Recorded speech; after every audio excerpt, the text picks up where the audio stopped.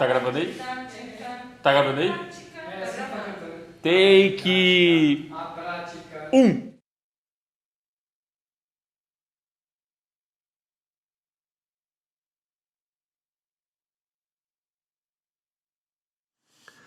Bom, para falar do período pré-pandemia, eu acho importante nesse momento fazer um exercício de olhar um tempo mais longo, porque a gente está sendo obrigado agora a reagir, ou com a tendência a reagir, a muito ao imediatismo.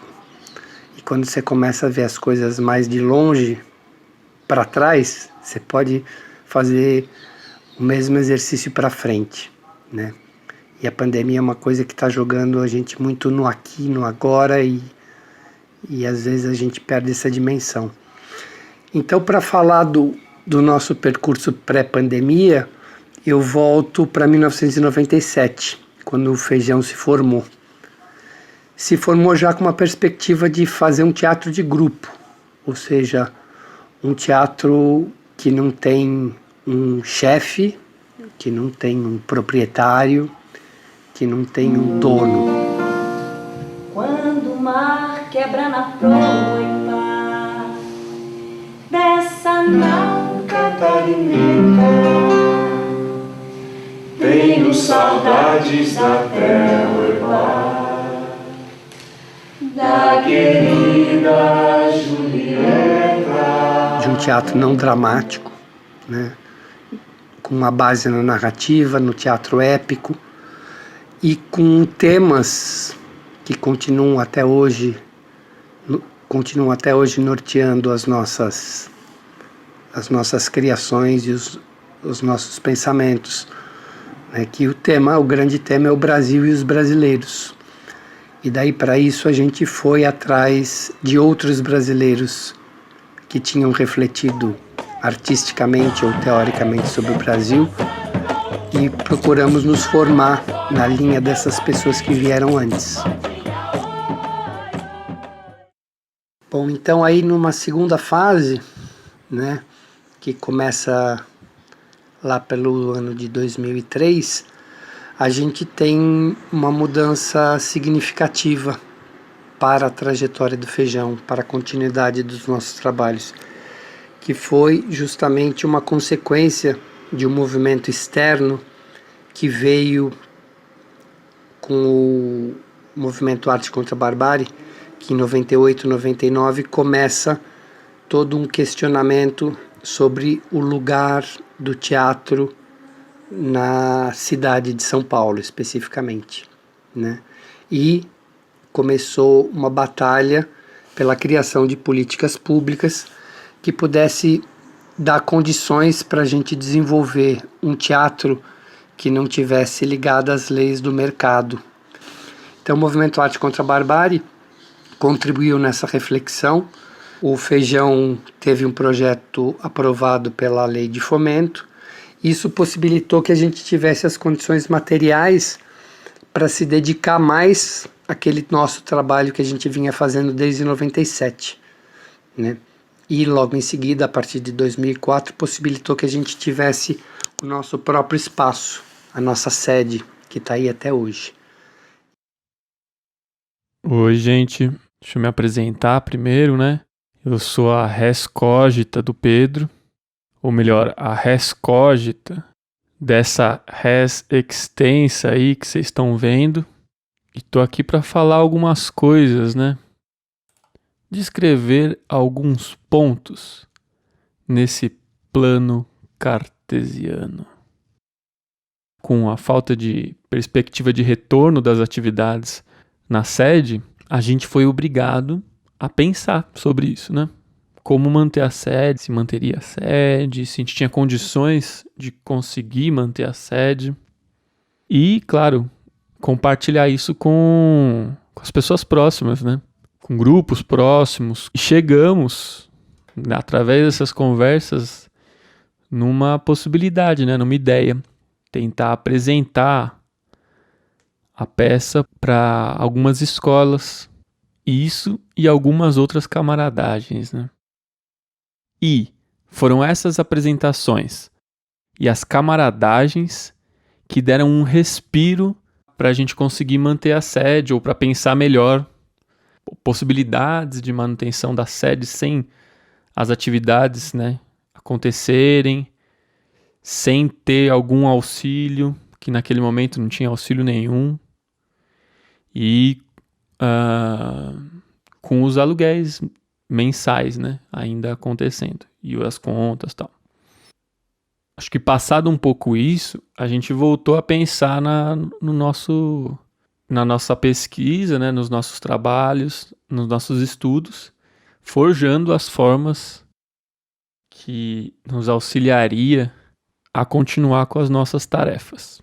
Talvez pensando menos em se adequar a uma nova forma, que o pessoal chama de nova forma de teatro, mas, puxa vida, é simplesmente uma nova forma de veiculação, de circulação do produto teatral, né? Não tem uma fórmula de teatro nisso. Infelizmente, o teatro é tão importante quanto um sabonete, uma cadeira, uma aula de história, uma aula de matemática. E todo trabalhador que produz sabonete, aulas, ou cadeiras, ou teatro, deve saber que não é ele que determina a forma do sabonete, nem como esse sabonete vai chegar ao ensaboado, a não ser que eles se organizem para isso. Pelo que esperam que os insaciáveis lhes devolvam algo, é por isso que esperam. Realizem o possível e esmaguem o patife egoísta que lhes atrapalha os movimentos. Para retirar a humanidade sofredora do poço, existem cordas em abundância. Vocês que emergirão dos raios, tempestades, queimadas e lamas em que afundamos agora, quando chegar o momento do homem ser parceiro do homem, pensem nessas canções com amor maior. Bom, eu cheguei faz um pouco mais de um ano na companhia, então o que eu tenho de trajetória até aqui, dentro desse coletivo, é que a gente vinha numa batida boa de criação, de ensaios diários, de produção de um novo espetáculo. A gente estava numa equipe grande, parceiros diferentes de outros coletivos, misturando teatro, música, cinema. Eu sinto que a gente estava num momento artístico muito potente, com um novo trabalho que estava vindo e que estreou na boca do gol. Ele não morre, minha gente, verso não bate as botas. Ele faz descendentes, não se mata um poeta. Ele vira semente e brota. Mas olha, então vamos fazer. Eu não quero, é justamente isso. Eu prefiro sentar assim, ó, e falar assim. Vamos falar um pouco sobre a narrativa, que é uma questão da Companhia do Feijão, quer dizer, um trabalho de sempre, né? O ator narrador. Então, eu tinha até organizado isso para a gente falar de alguns princípios de trabalho do Feijão. Mais do que falar de uma sensação da pandemia ou de uma frustração, o que eu percebo comigo acontecendo é uma reorganização das coisas, que não vem só com a pandemia, né? Ela se intensifica na pandemia, mas vem antes, que a gente vem traçando um caminho, né? E a gente chega no momento de reformular os integrantes, a nossa maneira de trabalho, né? As condições do trabalho que estão cada vez mais difíceis. Então, tudo isso e se junta à necessidade de uma trajetória onde os temas, o que se deve falar, o que se quer falar, vai se tornando mais claro para nós, né? E a maneira de fazer isso, né? Então, voltando agora um pouco para falar da questão da narrativa, né? Então, por exemplo, quando a gente entra na questão da tela, de um pontinho, e como a gente se comunica com isso, a atmosfera, o espaço disso mudou, né? Então, por exemplo, passar por essa lente, a atmosfera que existe dentro de uma sala de teatro é difícil. Porém, no uso da narrativa, eu consigo, através da palavra, talvez, trazer essa atmosfera. Então, a gente está lidando com essas experiências e eu não vejo algo desesperador com relação ao teatro. Tipo, o teatro não vai existir. Não. O teatro está se protegendo, está como nós, para entender até essa vacina aparecer, né? A gente vai vacinar nesse sentido. Então, é uma reformulação das coisas, do pensamento artístico. Talvez o fazer não esteja lá, mas a prática, a teoria tá junto, está na cabeça, está no pensar, no que vai vir, enfim. Então, para dizer que ele está aí. E a gente está criando, está elaborando. E guiados, né, por esses princípios que nos fortalece, que é contar, né? Contar isso que tá acontecendo e fazer com que as imagens,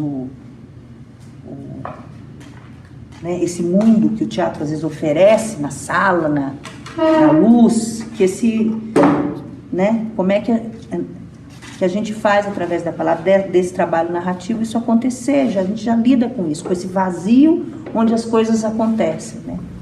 Toca a vinheta! Muito boa tarde, queridos telepodcastores! No prazer da sua companhia, com patrocínio exclusivo da construtora de pontes Camargo Costa, está no ar mais uma edição do Tocando Vinheta, o guia radiofônico social que te ajuda a entender e atravessar sem medo os emaranhados tempos que estamos vivendo. Pilotando tudo, seus criados, Meia Sola e Sapatão.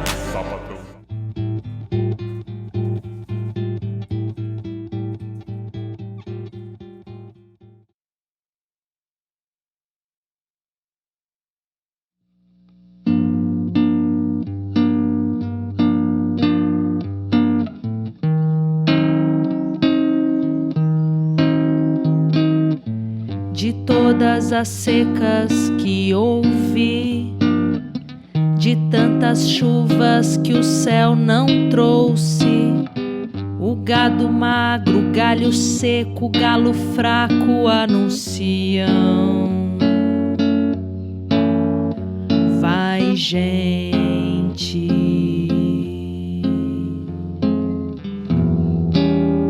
Não pode afrouxo arrobo pensar que se chega numa terra que pode pisa, é que os cafundó tá de mudança.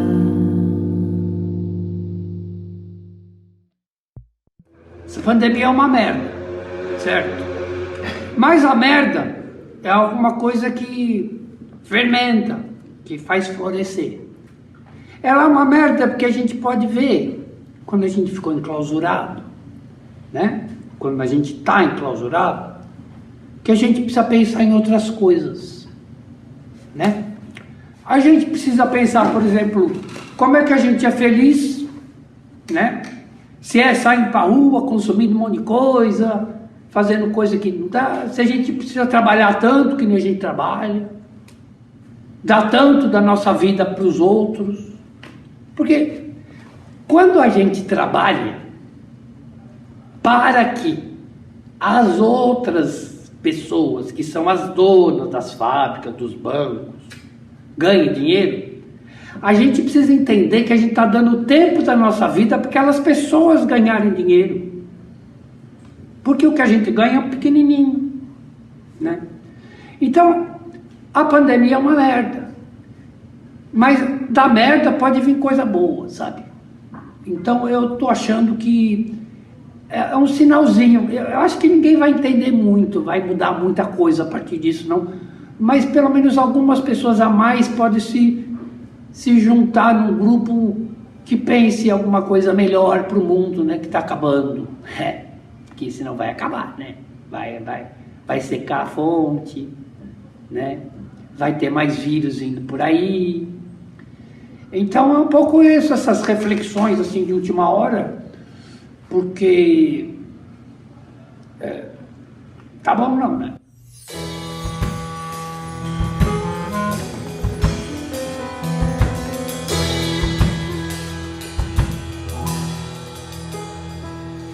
Em nosso pequeno teatro as ideias se movem. Nesse momento as ideias se movem. Palavras tomando contorno. As ideias se movem. Em nosso pequeno teatro as ideias se movem. Nesse momento as ideias se movem.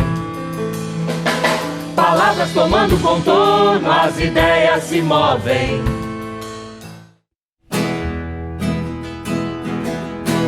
Nesta noite de ensaio, sobre os tempos sombrios faremos canções. Mas não será sempre assim. Não, nunca diga jamais.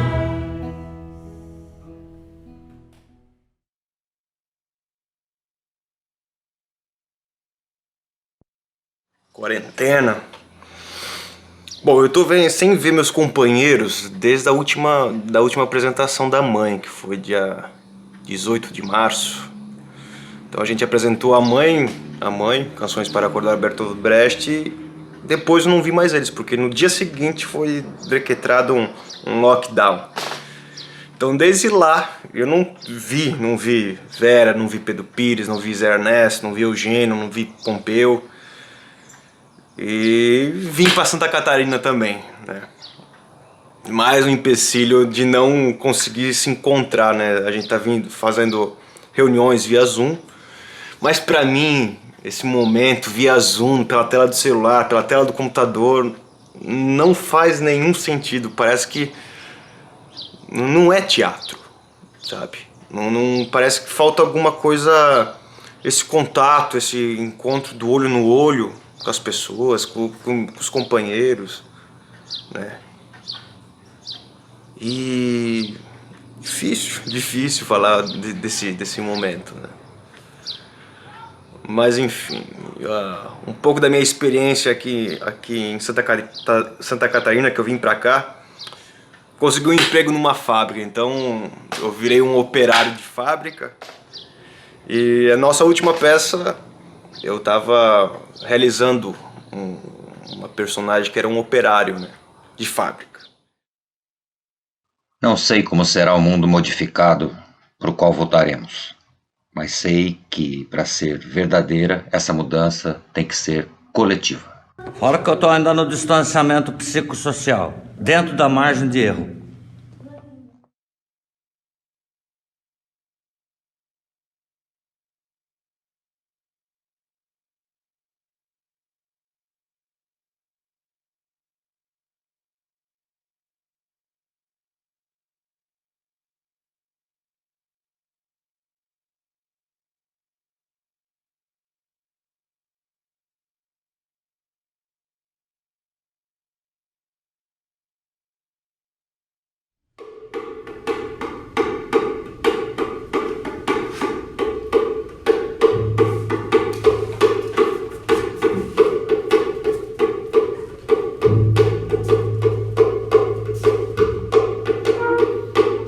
Essa música vai para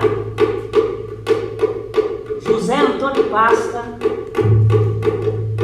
Iná Camargo Costa e Luiz Carlos Moreira.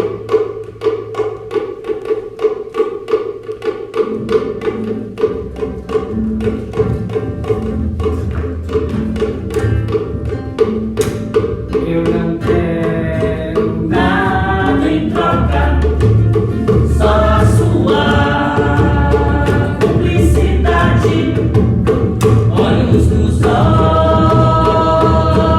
basta. Olhos nos olhos basta. Para tanto removemos a didática da boa prática dos olhos nos olhos. Olhos nos olhos basta. Olhos nos olhos basta. Para a didática, a prática dos bons exemplos concretos. Para a didática, a boa prática dos bons exemplos. Olhos nos olhos basta. Pois não quero nada em troca, só a sua cumplicidade. Olhos nos olhos basta. Olhos nos olhos basta. Pois não quero nada em troca, só a sua cumplicidade. Olhos nos olhos basta. Olhos nos olhos basta.